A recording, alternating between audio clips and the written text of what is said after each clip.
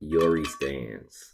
Come on, let me talk to you real quick. What's going on? Your girl is struggling. But we gonna start from the top. So as predicted, Kun and Rek are looking for Bomb, but this was an interesting exchange. So Drabi was sent here to help Bomb. Now, Drabi has been a little bit of a X factor here with everything going on. Her attack was already one of the weirdest things that's happened in the hotel, and she says that she has a way to escape, which appears not even Jin Song, who's in Fug, could find. But watch out for Drabi if Fug sent her alone to help rescue Bomb. So back to Bomb. So Shalile says, I'm not trying to marry you because I like you. Well, I'm sorry, Shalile. I thought you were a little bit smarter than that. Bomb is only going to marry who he likes. Andrasi ain't having that anyway. If he would have said yes, she would have punched him through the hotel. So let me stop the video here. I need to apologize to you guys about what I said last week on Shalile possibly being redeemed. I am so sorry. Because she's dumb, privileged, and still doesn't know how to take accountability for anything. How do you blame Bomb for all of your problems? Like, while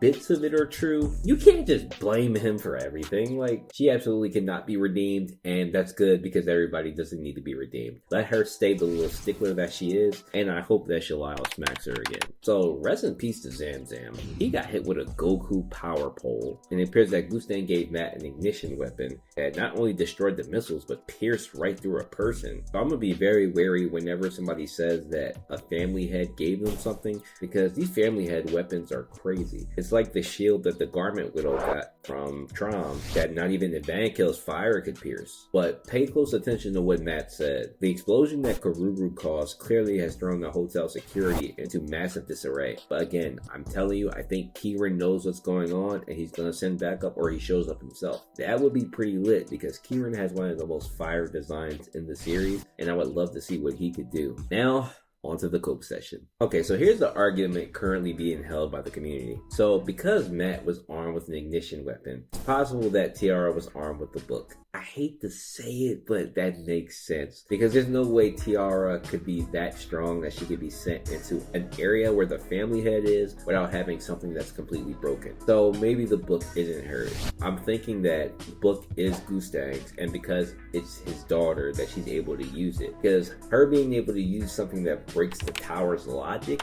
makes no sense. Now, I mentioned Axis level stuff early on, and I can't believe it's actually true. But if it's breaking the rules of the tower, then it's irregular based. It's interesting that Tiara can use it not being an irregular. It's kind of freaky. That just kind of puts a spin on a lot of things. But I like Tiara, so I'm not trying to hear that. It's her power. But Yuri is bloody and she's struggling. I mean, I thought that she would ignite the Green April because it's like really her only option. She clearly has no plan. As the chapter ends, she's diving straight into Tiara with absolutely no idea what to do. Yuri doesn't die here, but this is pretty bad. So what I'm expecting is Cha and Jin Song probably get into the top of the hotel. Maybe they cut the fight off before something happens to Yuri, because without igniting the Green April, she's outmatched here. That's going into my prediction what happens next chapter. I'm going to assume that Jin Song and Cha break up the fight. Somebody has to break up the fight before Yuri dies. So the fight probably ends. Then Drabi tells Bomb that they have a way to escape. So there might be an exchange between Shalile and Bomb's group. Bomb is definitely on his way to escaping. And I'm thinking that Sea Snake may aid him because Sea Snake may like him. Sea Snake maybe dies here in defense of Aura and Bomb.